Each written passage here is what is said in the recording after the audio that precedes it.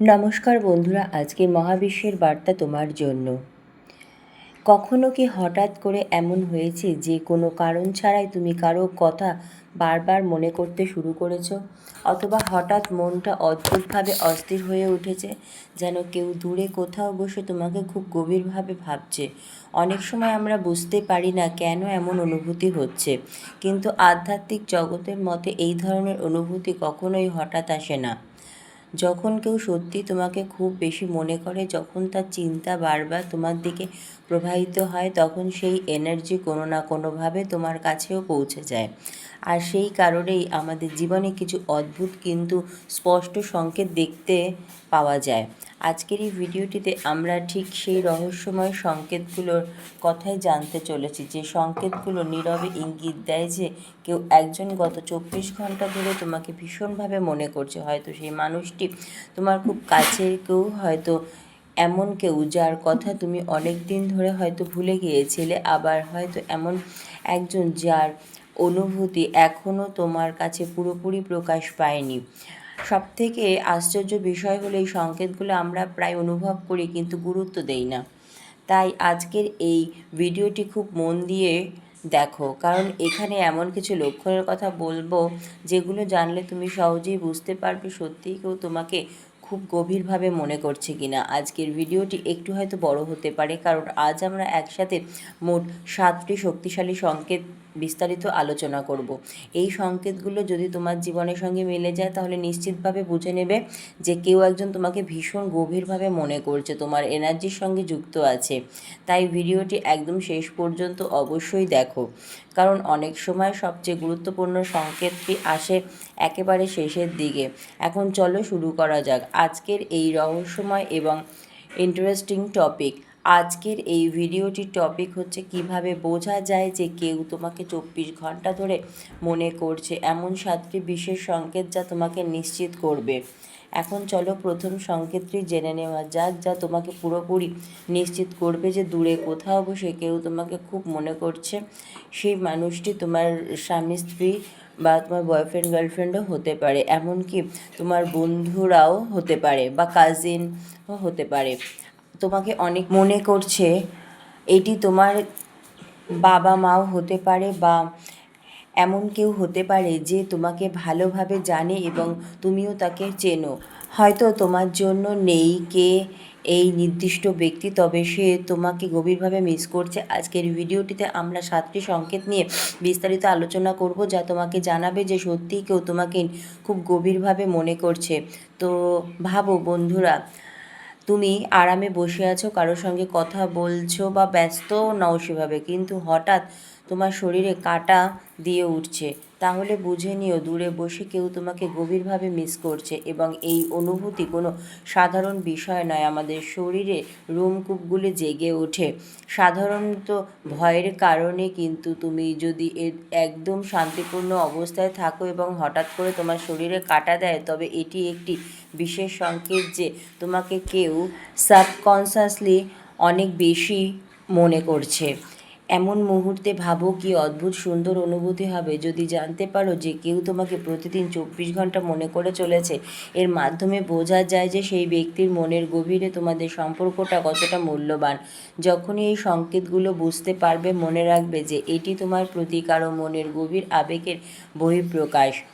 তাই পরিবারের এই সংকেতগুলো অনুভব করলে নিজেকে সেই ভালোবাসায় ভরিয়ে তোলো এবং কৃতজ্ঞত হও। যদি সত্যি এটি তোমাদের সকলের জন্য দারুণ অনুভূতি হয় যে কেউ আছে যিনি তোমাকে এতটা মিস করে, যদি তোমার কোনো সম্পর্ক ভেঙে গিয়ে থাকে বা হার্ট ব্রেক হয়েছে এবং তুমি সেই ব্যক্তির থেকে দূরে থাকতে চাও না, কিন্তু পরিস্থিতি তোমাদের আলাদা করেছে, তাহলে এই ভিডিওটি তোমারই জন্য। তুমি হয়তো ভাবছো সেই মানুষটি কি সত্যি তোমাকে মিস করছে, নাকি শুধু তুমি তাকে মিস করছো। অনেক সময় তুমি হয়তো চুপচাপ বসে আছো, কোনো কাজ করছো বা একা আছো, আর হঠাৎ করে তোমার মুখে এক হাসি ফুটে উঠছে, কোনো কারণ ছাড়াই হাসি পাচ্ছে, যদিও আশেপাশে কোনো মজার সেরকম কিছুই হচ্ছে না বা এমনকি কিছু ঘটছেও না যা হাসির কারণ হতে পারে, তবুও তোমার হাসতে ইচ্ছে করছে। তখন তুমি ভাবছো সবাই যেখানে চুপচাপ বসে আছে সেখানে আমি কেন হাসছি। প্রিয় এটি একটি বিশেষ সংকেত যে সেই ব্যক্তি তোমার সাথে কাটানো স্মৃতিগুলো মনে করছে এবং সেই সুন্দর মুহূর্তগুলোর কথা ভাবছে যখন তোমরা দুজনে একসাথে ছিলে এবং একে অপরের সাথে অনেক আনন্দের সময় কাটিয়েছো।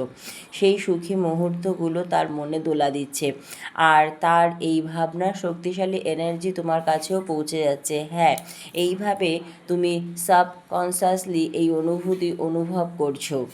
এটি বুঝতে পারা খুবই আনন্দের বিষয় যে তুমি তাকে মিস করছো ঠিক, কিন্তু সেই ব্যক্তিও তোমাকে মিস করছে।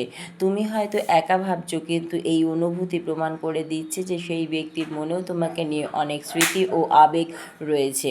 তাই পরের বার এমন হলে ইউনিভার্সের প্রতি কৃতজ্ঞতা প্রকাশ করো যে তোমার প্রতি এত গভীর অনুভূতি নিয়ে কেউ তোমাকে দূর থেকেই মনে করছে।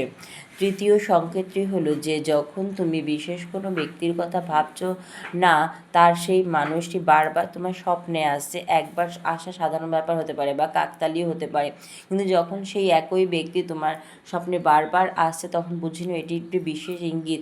এটি এই ইঙ্গিত হয় কারণ সেই মানুষটিও তোমাকে গভীরভাবে মিস করছে, যে তার সেই ভাবনা টেলিপ্যাথির মাধ্যমে তোমার কাছে পৌঁছে যাচ্ছে। যদিও হয়তো সে নিজেও জানে না যে সে টেলিপ্যাথিকভাবে তোমাকে ভাবছে, কিন্তু এই টেলিপ্যাথি আমাদের অবচেতন মন ও মনের শক্তির মধ্যে দিয়ে স্বতঃস্ফূর্তভাবেই ঘটে থাকে।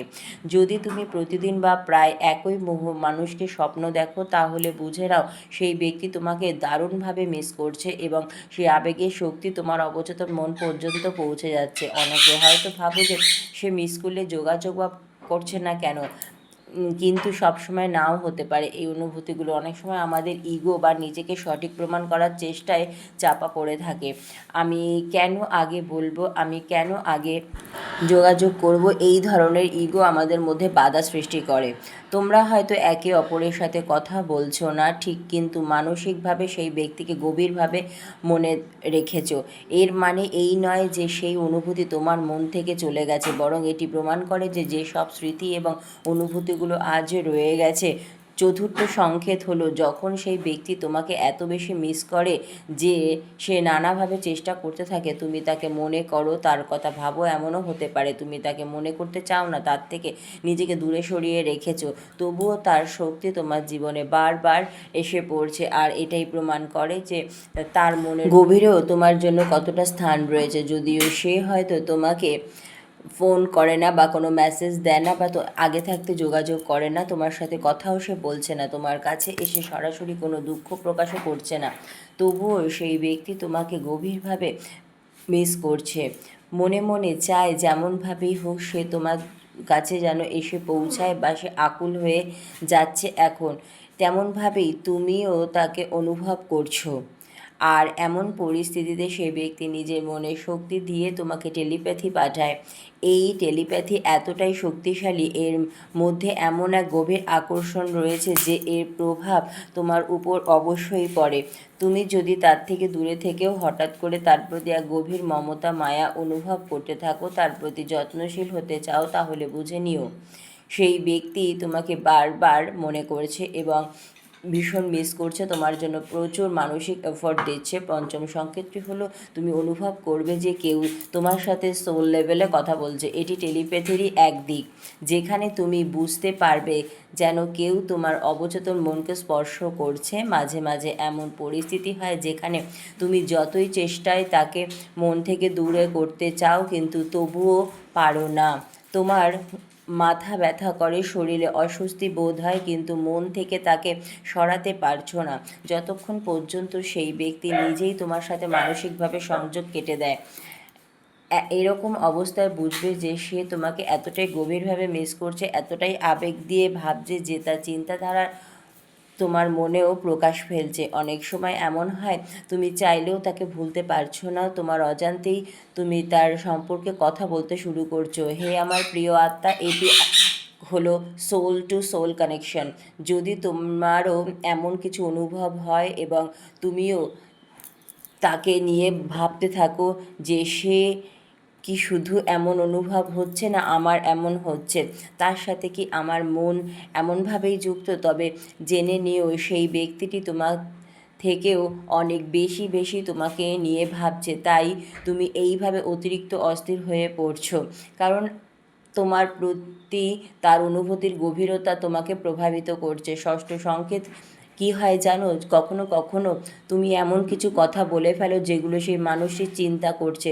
যেমন ধরো, কেউ তোমাকে কোনো পরামর্শের জন্য জিজ্ঞেস করছে, আর তুমি এমন কিছু শব্দ ব্যবহার করছো যা সাধারণত তোমার কথাবার্তায় আসে না, এমনকি আগে কখনো ভাবোনি যে তুমি এমনভাবে কথা বলবে। তোমার মুখ থেকে সেই কথাগুলো বেরিয়ে যাচ্ছে, কারণ ওই ব্যক্তির মনও ঠিক এটাই ভাবছে যে তার ভাবনাগুলো তোমাকে জানাতে চাইছে, যদিও সে নিজে মুখে বলতে পারছে না, কিন্তু তার চিন্তাগুলো যেন তোমার কথায় ফুটে উঠছে। এটি একটি বড় ইঙ্গিত যেখানে তুমি নিজেই অবাক হয়ে যাবে, আমি এটা কিভাবে বললাম।